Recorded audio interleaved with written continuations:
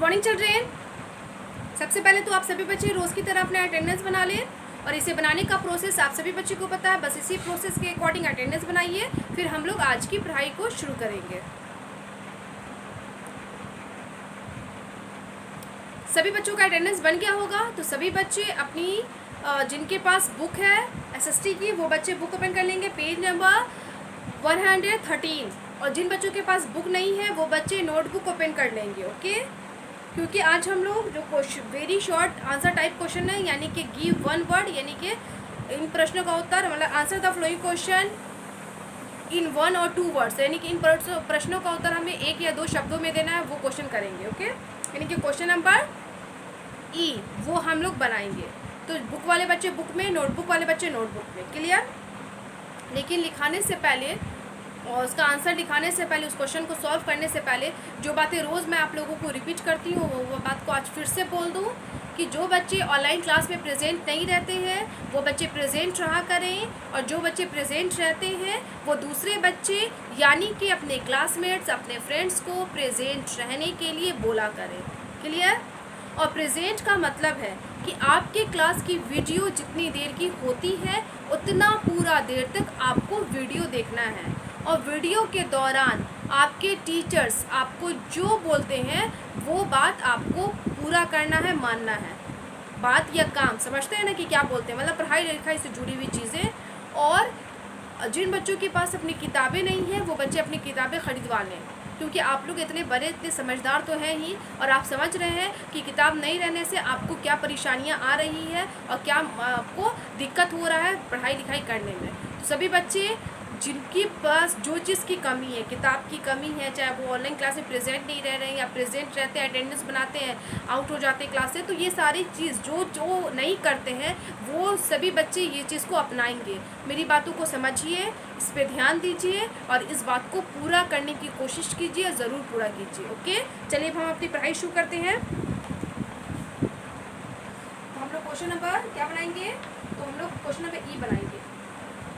तो जिनके पास नोटबुक है, जो बच्चे नोटबुक में लिखेंगे तो वो अपनी नोटबुक ओपन कर लें, और नोटबुक ओपन करने के बाद आपको ये ध्यान देना है कि आपने चैप्टर 14 का जो भी चीज़ लिखा है तो उस लिखे हुए पेज में अगर 3 से ज़्यादा लाइन बच रही है तो आप बच्चों को उस पेज का इस्तेमाल करना है। ओके, और जिनके नोटबुक में 3 या उससे कम लाइन है तो उन बच्चों को उस पेज को छोड़ के न्यू पेज का इस्तेमाल करना है। क्लियर?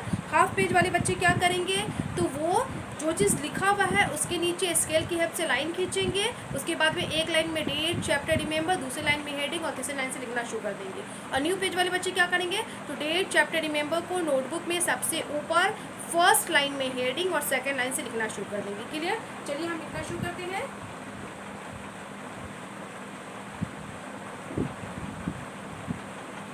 रिमेंबर क्वेश्चन नंबर ई क्या है? Answer the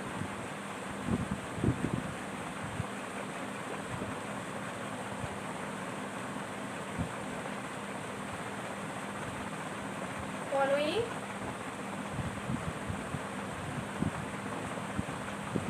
questions in 1 or 2 words।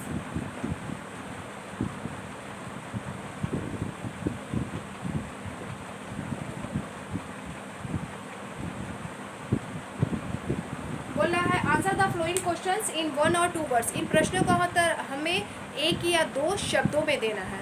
तो मैं क्या करूँगी, पहले मैं लिखूँगी इसका ऑप्शन, तो जितना बोर्ड पे अटता है लिखूँगी, उसके बाद समझाऊँगी, तो फिर आंसर को फिल करूँगी। तो इसी तरीके से आप सभी बच्चे, जब मैं लिखूँ तो आप लिखिए, और जब मैं समझाऊँ तो सभी बच्चे लिखना बंद करके मेरी तरफ ध्यान देकर समझिए।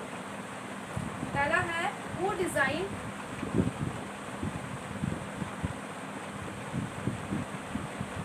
GNEE design new Delhi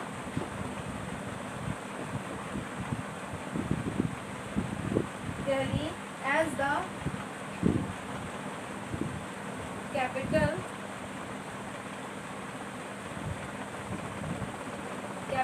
of India। खाली जगह तो नहीं है लेकिन मैं ब्लैंक्स दे रही हूँ ताकि उसमें हम लोग फिल करेंगे। ओके, अब सेकंड है विच historical palace, historical building which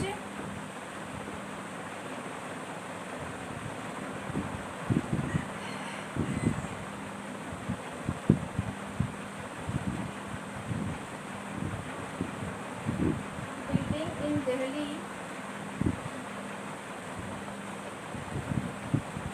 is made up of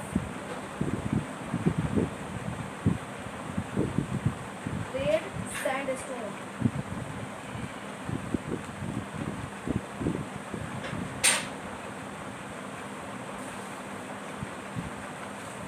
तो देखिए मेरा 2 ही क्वेश्चन अटा है, तो मैं लिखना बंद करके सभी को समझा रही हूँ, तो सभी बच्चे ध्यान दें और इसे समझें फिर आंसर लिखिए। तो पहला क्वेश्चन है, who designed New Delhi as the capital of India?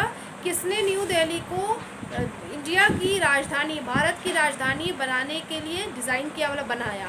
किसने बोला? तो आपने चैप्टर पढ़ा था, तो हमने चैप्टर में दिल्ली के बारे में जाना था कि दिल्ली को इंडिया का कैपिटल किसने बनवाया था। तो चलिए हम उसका आंसर लिखते हैं। तो वो था ब्रिटिश आर्किटेक्ट। क्या हो जाएगा? BRITISH, British, ARCHITECT, British architect ने इसे डिज़ाइन किया था भारत की राजधानी के रूप में। अब सेकंड क्वेश्चन है, विच historical building in Delhi is made up of red sandstone? Delhi में कौन सी ऐतिहासिक इमारत है जो रेड सैंडस्टोन, लाल बलुआई पत्थर से बना हुआ है, बलुआ पत्थर से के बना हुआ है? तो दिल्ली में ऐसा कौन सा है ना ऐतिहासिक इमारत है, बिल्डिंग में से इमारत होता है, ऐतिहासिक इमारत है जो कि लाल रंग के बलुआई पत्थर से बना हुआ है? तो आप जानते हो कि वो कौन सा है?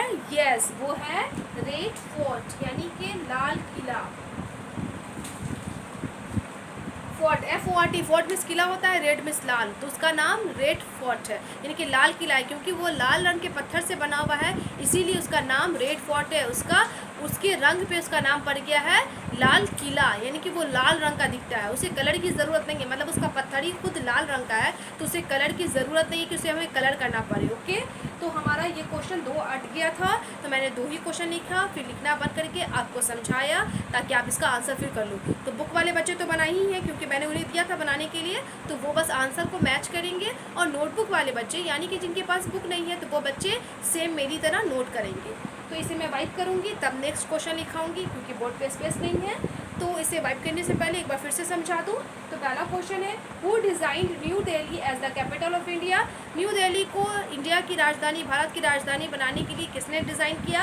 तो ब्रिटिश आर्किटेक्ट ने, यानी कि अंग्रेज़ की एक शिल्पकार ने इसे डिज़ाइन किया।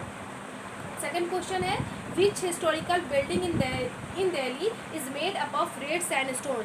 दिल्ली में कौन सी ऐसी ऐतिहासिक इमारत है जो कि लाल रंग के पत्थर से बनी हुई है? तो वो कौन है? रेड फोर्ट, यानी कि लाल किला है। लाल किला लाल रंग के पत्थर से बना हुआ है।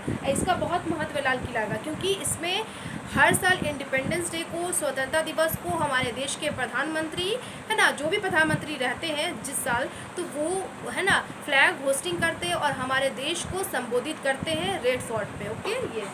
अब मैं इसे वाइप कर रही हूँ, next question.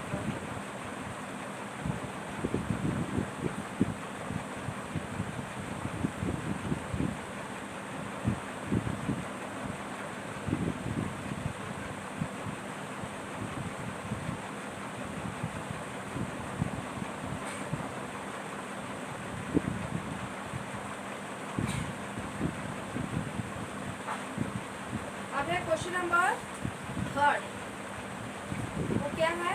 Which is the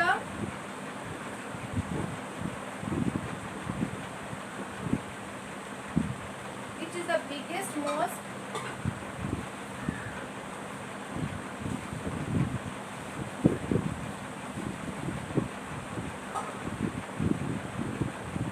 in India?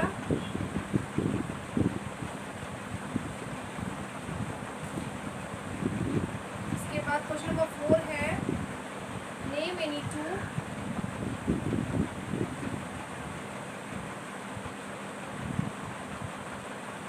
Famous stadium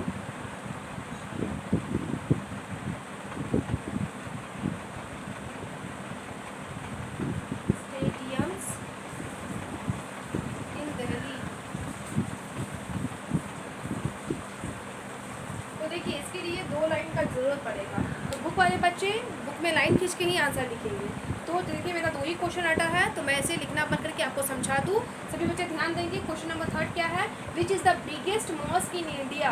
बोल रहा है इंडिया में, भारत में जो सबसे बड़ा, बिगेस्ट मीन्स सबसे बड़ा, बिग मीन्स बड़ा और बिगेस्ट मीन्स सबसे बड़ा जो मॉस्क है यानी कि मस्जिद है वो कौन सा है? तो इंडिया में जो सबसे बड़ा, हमारे भारत देश में जो सबसे बड़ी मस्जिद है वो कहाँ है? दिल्ली में है।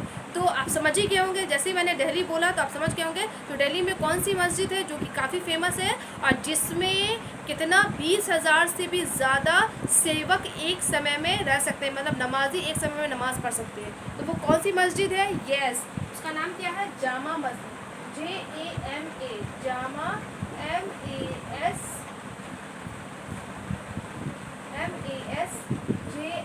उसका नाम ही है जामा मस्जिद। अब उसको जामा मॉस्क नहीं बोलते हैं, मतलब उसका नाम ही पड़ गया है जामा मस्जिद। ओके, तो हमारा क्वेश्चन नंबर 3 था which is the biggest mosque in India? हमारे भारत देश में जो सबसे बड़ी मस्जिद है वो कौन सी है? तो हमारे भारत देश की सबसे बड़ी मस्जिद जामा मस्जिद है। ओके, अब है question number 4, question number E का question number 4, name any 2 famous stadiums in Delhi.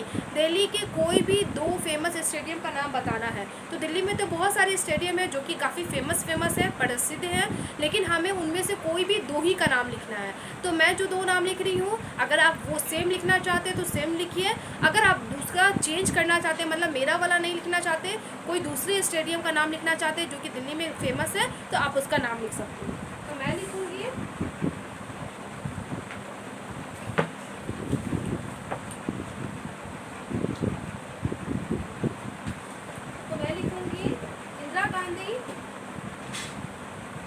Indira Gandhi indoor stadium,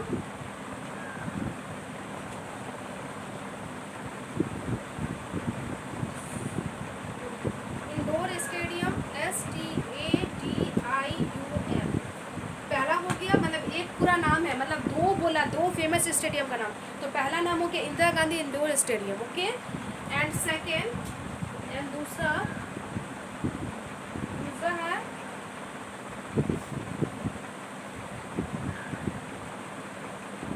Firoz Shah Kotla stadium,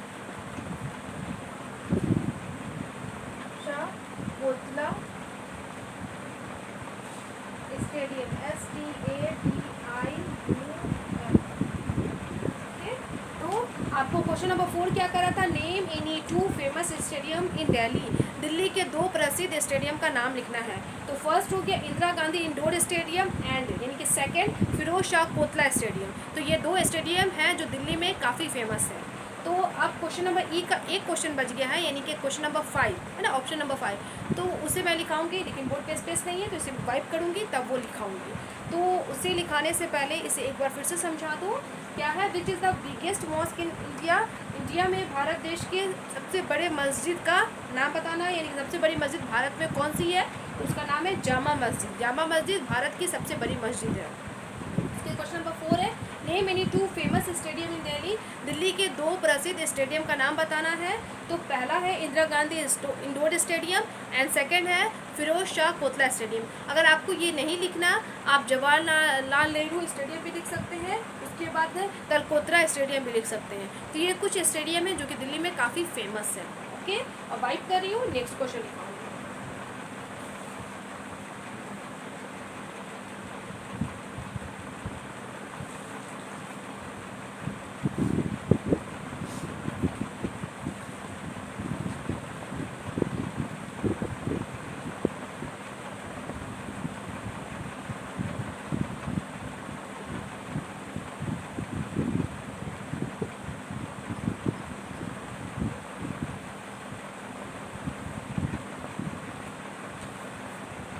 question number 5, question number E का लास्ट ऑप्शन वो क्या है? Write the names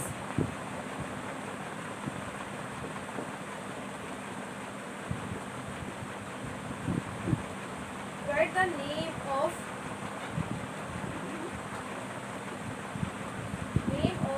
one famous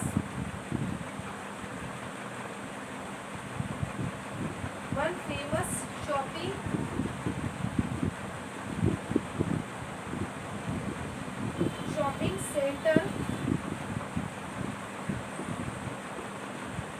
in Delhi.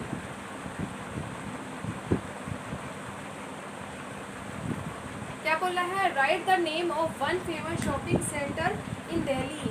Delhi के एक प्रसिद्ध शॉपिंग सेंटर का नाम बताना है। दिल्ली में शॉपिंग सेंटर तो बहुत सारे हैं जो कि काफ़ी प्रसिद्ध हैं, है ना, फेमस है। तो जो फेमस है, काफ़ी प्रसिद्ध हैं, उनमें से किसी एक फेमस शॉपिंग सेंटर, यानी कि जहाँ पे हम ख़रीदारी करते हैं, बाज़ार से कोई सामान लाते हैं, दुकानों से ख़रीदते हैं, तो उन ऐसी एक जगह का नाम बताना है जो कि काफ़ी फेमस है। तो आप जानते ही हैं दिल्ली में बहुत सारे शॉपिंग सेंटर है जो काफ़ी फेमस है, जैसे चांदनी चौक है ना, पालिका बाज़ार है, उसके बाद है ना कैनॉट पैलेस है। तो ये सब कुछ शॉपिंग सेंटर है जो काफ़ी फेमस है। तो चलिए हम क्या लिखेंगे, तो मैं फेमस लिख देती हूँ चांदनी चौक। चांदनी चौक, ओके। चांदनी का सी कैपिटल, चौक का सी कैपिटल। तो आपको कैनॉट पैलेस, पालिका बाजार, चांदनी चौक या करोल बाग, अगर आपको चांदनी चौक नहीं लिखना है तो आप कैनॉट प्लेस भी लिख सकते हैं, पालिका बाजार भी लिख सकते हैं, और आप क्या कहते हैं, करोल बाग भी लिख सकते हैं। तो ये सारे शॉपिंग सेंटर हैं जो काफ़ी फेमस है। तो मैंने चांदनी चौक लिखा, अगर आप सेम लिखना चाहते हैं तो सेम भी लिख सकते हैं, okay.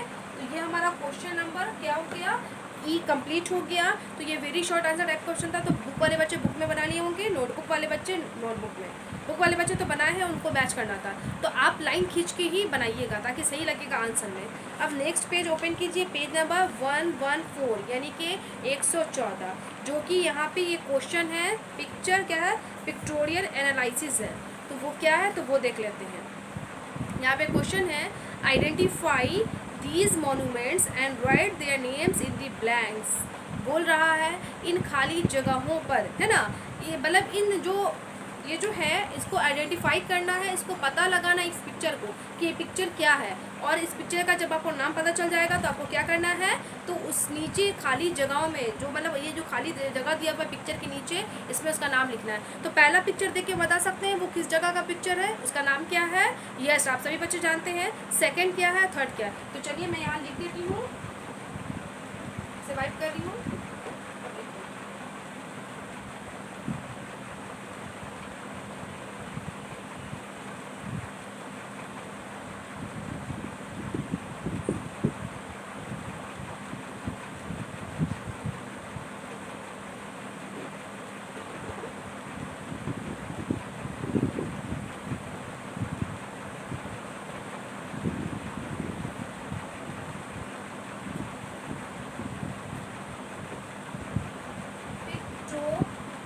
Real analysis,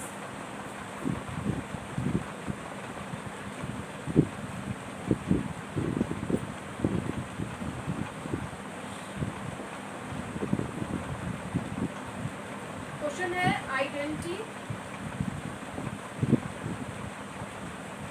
identify these. Notebook वाले बच्चे नोटबुक में लिख लीजिए, उसी के नीचे क्वेश्चन नंबर ई के नीचे मोनूमेंट्स। बुक वाले बच्चे ध्यान दें इधर, monuments and right their names and right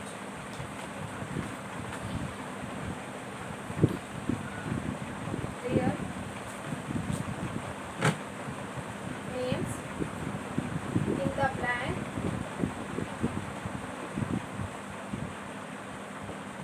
spaces. देखिए मैं पिक्चर तो नहीं बनाऊंगी, लेकिन मैं उसका खाली जगह लिख दूंगी कि वो खाली जगह क्या है। तो यहाँ पे क्वेश्चन है आइडेंटिफाई दिस मोनूमेंट्स, मतलब इन स्मारकों को पता लगाइए, and right their names in the blank space, और खाली जगहों में इनका नाम लिखिए। तो फर्स्ट है,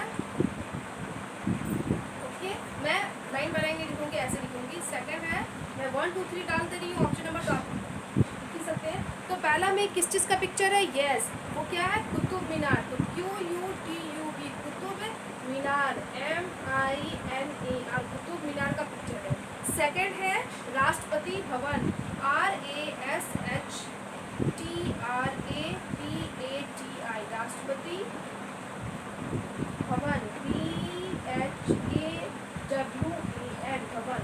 और थर्ड में है red fort, RED FORT red fort, red fort means Lal Qila. तो ये पिक्टोरियल एनालिसिस में क्या करना था कि हमें इन जगहों के बारे में पता लगाना था और इनका खाली जगह में नाम लिखना था, मतलब पता लगाना था कि दैट मीन्स कि इनका क्या नाम है। ओके, और ये जो स्मारक है, ये मोनूमेंट है, सब चीज़ दिल्ली में है, मतलब कुतुब मीनार भी दिल्ली में है। और आप जानते हैं कि कुतुब मीनार ये इन्होंने किसने बनवाया था, तो कुतुबुद्दीन ऐबक ने बनवाया था। तो उन्हीं के नाम पे ये क्या पड़ गया, कुतुब मीनार पड़ गया। कुतुबुद्दीन ऐबक एक मुग़ल एम्पायर थे, यानी कि मुग़ल साम्राज्य के एक राजा थे। उसके बाद राष्ट्रपति भवन, तो राष्ट्रपति भवन क्या है, तो ऑफिशियल रेजिडेंस है किसका, प्रेसिडेंट का। हमारे भारत देश के जो प्रेसिडेंट होते हैं, राष्ट्रपति होते हैं, उनकी कार्यालय निवास स्थान होता है, मतलब वो वहाँ रहते हैं। और इसके बारे में हमने लॉन्ग आंसर में पढ़ा था कि काफ़ी बड़ा होता है और ये इसमें गार्डन्स है, सब चीज़ ओपन एरिया है, सेरेमोनियल हॉल है, ये सब है। और सभी बॉडीगार्ड के लिए, स्टाफ के लिए रूम्स है। इसने डिज़ाइन किया था, किसने डिज़ाइन किया था, तो वो ब्रिटिश आर्किटेक्ट ने ही इसे डिज़ाइन किया था, बनाया था। और क्या कहते हैं, इसमें 4 फ्लोर है, 340 रूम है, 19,000 स्क्वायर फीट में ये फैला हुआ है, 304 एकड़ में है ये। तो इस तरीके के हमने इसके बारे में जाना था। उसके बाद रेड फोर्ट, रेड फोर्ट क्या है, रेड सैंडस्टोन से बना हुआ है, लाल बलुआई पत्थर से बना हुआ है। और इस पे हर साल है ना इंडिपेंडेंस डे को फ्लैग होस्टिंग होता है। और फ्लैग होस्टिंग कौन करते हैं, तो हमारे देश के प्रधानमंत्री यानी कि प्राइम मिनिस्टर करते हैं और हमारे देश को संबोधित करते हैं। अब है क्रिएटिव स्किल्स में क्वेश्चन देख लीजिए। देखिए ये हॉर्स क्वेश्चन है, हॉर्स क्वेश्चन आप खुद बनाइएगा। ओके, यहाँ पे क्वेश्चन है, why do we find so many historical monuments in Delhi. हम लोग दिल्ली में बहुत सारे हिस्टोरिकल मोन्यूमेंट्स यानी कि ऐतिहासिक स्मारक को दिल्ली में पाते हैं। क्यों पाते हैं, तो दिल्ली में ही क्यों है और बाकी एरिया में क्यों नहीं है, तो इसका आंसर आप लिखिएगा। और क्रिएटिव स्किल्स है, देखिए क्रिएटिव स्किल्स एक्टिविटी है, तो उस एक्टिविटी में आपको क्या करना है, तो पहला है सेमिनार। ओके, सेमिनार है मतलब हम कहीं जाते हैं और उस जगह पे कुछ सीखते हैं, तो उसी को सेमिनार कहते हैं। या उसमें हमारा प्रेजेंटेशन होता है, या हम कुछ उसमें एक्टिविटीज़ करते हैं या सीखते हैं, या अपनी एक्टिविटीज़ को वहाँ पे दर्शाते हैं, उसे सेमिनार बोलते हैं। तो वो क्या है, conduct a seminar in your class. आप अपने क्लास में एक सेमिनार को कंडक्ट कीजिए as a tourist guide in Delhi. और दिल्ली के एक टूरिस्ट गाइड बनिए, मतलब आप दिल्ली दर्शन पे बच्चे को ले जाइए और वहाँ पे एक गाइड बनिए, मतलब आप उसको दर्शाइए, दर्शक बनिए कि दिल्ली के बारे में बताइए। You have to take your class on a visit to famous place in Delhi, places in Delhi. और आप बच्चों को दिल्ली के प्रसिद्ध जगह में ले जाइए। तो ये स्कूल वालों से बोल रहा है ये question. Select any 2 such places and make a presentation about them in the class as a tourist guide। और उसमें से जो भी आप दिल्ली की फेमस जगह यानी कि हिस्टोरिकल मोनूमेंट्स या कोई इंपॉर्टेंट प्लेसेस में, इंटरेस्ट ऑफ प्लेसेस में बच्चों को ले जाइए और उस ऐसी कोई भी 2 जगह को आप सिलेक्ट कीजिए, चुनिए और उसके बारे में बच्चों को बताइए एज अ टूरिस्ट गाइड बन के। मतलब जो हम घूमने जाते हैं, यात्रा करते हैं, यात्रा के एक गाइड बन के, मतलब दर्शक बन के बच्चों को उसके बारे में बताइए। अब है क्रिएटिव स्किल्स में ही पावर पॉइंट प्रेजेंटेशन है। तो पावर पॉइंट प्रेजेंटेशन में आपको क्या करना है, तो इसमें करना है prepare a power point presentation on famous monuments of Delhi. Delhi के है ना प्रसिद्ध स्मारकों के बारे में एक पावर पॉइंट प्रेजेंटेशन तैयार करना है। You may visit the following site and collect information about Delhi. आप इस साइट पे जाइए और आपको इसके बारे में बहुत सारी जानकारियाँ मिल जाएगी। तो कौन सा साइट है, ये साइट आपके बुक में दिया हुआ है क्वेश्चन के नीचे। इस साइट पे अगर आप कंप्यूटर, मोबाइल, लैपटॉप किसी पे भी इस साइट को टाइप करेंगे और सर्च करेंगे गूगल पे, तो आपको इस स्मारकों के बारे में पता लग जाएगा। मतलब दिल्ली में जो जो स्मारक है उनके बारे में सारी जानकारियाँ मिल जाएगी। तो आप उस जानकारियों को उस ना फेमस मोनूमेंट्स के नीचे लिख सकते हैं। मतलब उस मोनूमेंट्स का पिक्चर को चार्ट है ना, एक स्क्रैप बुक आता है, चार्ट पेपर आता है, उस चार्ट पेपर पे आप चिपकाइए और उसके बारे में कुछ इंपॉर्टेंट इन्फॉर्मेशन, महत्वपूर्ण जानकारियों को उसके बारे में लिख सकते हैं। और नीचे देखिए लाइफ स्किल्स में क्वेश्चन है, वो क्वेश्चन आपको करना है, मैं नेक्स्ट क्लास में इसका आंसर लिखा दूँगी, तो बुक वाले बच्चे मैच कर लेंगे। क्वेश्चन है identify the person shown in the picture and fill in the following information. इन इंसान को आप पता लगाइए, पिक्चर में जो दिया हुआ है और उनके बारे में कुछ जानकारियाँ हैं तो उसे लिखिए। तो आप पिक्चर देख के बता सकते हैं ना ये किनका पिक्चर है। यस, ये हमारे देश के प्रधानमंत्री हैं, करेंट प्राइम मिनिस्टर है। ओके, और इनका नाम क्या है, श्री दामोदर दास मोदी इनका नाम है। ओके, तो आपको क्या करना है, इसमें इनका नेम लिखना है, डेसिग्नेशन, नेम तो जानते हैं, मतलब इनका नाम लिखना है। तो इनका नाम क्या है, श्री नरेंद्र दामोदर दास मोदी, ऐसे नाम लिख दीजिएगा। उसके बाद क्या है, डेसिग्नेशन, तो इनकी क्या पद है, क्या ओहदा है, मतलब ये जो है वो कौन है, हमारे देश के क्या है। तो इनका पद तो आप जानते हैं, ओहदा तो जानते हैं कि हमारे देश के प्रधानमंत्री हैं, यानी कि प्राइम मिनिस्टर है। ओके, वो लिख दीजिएगा। उसके बाद एड्रेस, इनका एड्रेस लिखिएगा, तो ये कहाँ के हैं वो लिखिएगा। फिर सिटी, यानी कि किस डिस्ट्रिक्ट से बिलोंग करते हैं। एंड थर्ड, कंट्री, मतलब कंट्री किस देश के हैं। तो हम जानते हैं हमारे भारत देश के प्रधानमंत्री, दैट मीन्स कि ये भारत के ही हैं, तो इनका नाम लिख दीजिएगा। तो ये आप बनाइएगा, मैं नेक्स्ट क्लास में इसका आंसर कर दूँगी। अब मैं अपने क्लास को यहीं पे स्टॉप कर रही हूँ, और आप लोगों का होमवर्क क्या है, तो बुक वाले बच्चे बुक में बनाएंगे भी और क्वेश्चन नंबर ई याद करेंगे, और नोटबुक वाले बच्चे सिर्फ क्वेश्चन नंबर ई को रिमेंबर कर लेंगे। ओके, अब मैं अपने क्लास को स्टॉप कर रही हूँ, और आज का हमारा गुड हैबिट टिप है, स्टॉप करने से पहले मैं गुड हैबिट टिप देती हूँ। तो आज का हमारा गुड हैबिट टिप है एट होम के लिए। ओके, कि घर पे हमारे क्या क्या सुरक्षा के नियम होने चाहिए, मतलब अच्छी आदतें होनी चाहिए, वो है। तो आज का है, डू नॉट बी सेल्फिश, हमें खुदगर्ज नहीं होना है, हमें स्वार्थी नहीं होना चाहिए। मतलब हम घर पे रहते हैं तो सबसे पहले, अगर हम देखिए, हम ज़्यादा से ज़्यादा समय अपने घर पे बिताते हैं, तो अगर हम घर परिवार के साथ अच्छे हैं तो हम बाहर के लोगों के साथ भी अच्छा व्यवहार करेंगे। लेकिन अगर हम घर पे ही हमारा व्यवहार अच्छा नहीं है, तो वही आदत हमें बाहर में भी रहेगी, तो हम अच्छी आदत को नहीं अपना पाएंगे और अच्छे से नहीं बिहेव कर पाएंगे। तो आपको क्या करना है, डू नॉट बी सेल्फिश, आपको स्वार्थी नहीं होना, खुदगर्ज नहीं होना। कहने का मतलब सिर्फ अपने बारे में नहीं सोचना है, अपने परिवार के सभी सदस्यों के बारे में हमें सोचना है, सभी के साथ चीज़ों को शेयर करनी है, सभी के सुख दुख में, है ना, साथ देना है, सभी की मदद करनी है। ओके, तो हमारा गुड हैबिट टिप क्या है आज का, कि डू नॉट बी सेल्फिश। इस गुड हैबिट टिप को फॉलो कीजिएगा, और जो होमवर्क मैंने दिया है उससे रिमेंबर कीजिएगा और बनाइएगा। आज के लिए इतना ही, थैंक यू ऑल।